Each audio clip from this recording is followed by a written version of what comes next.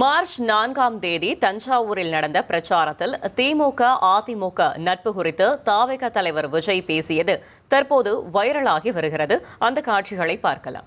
இது எதிரிங்களுக்கு நல்லாவே தெரியும். அதனால தான் நம்மளை சுத்தி அத்தனை சதிகள். அதுல முக்கியமான சதி என்ன தெரியுமா? இத பாரு, ஒன்னு நீ இல்லனா நான் இல்லனா நீ இல்லனா நான். நமக்குள்ள வேற எவனும் நடுவில் வந்துடக்கூடாது.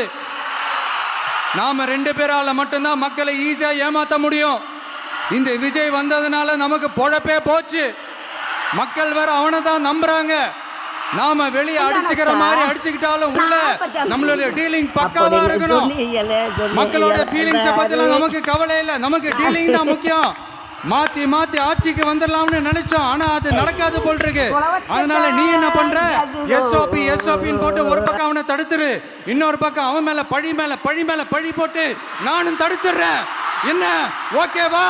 டீலிங் ஓகேவா? ஓவர்.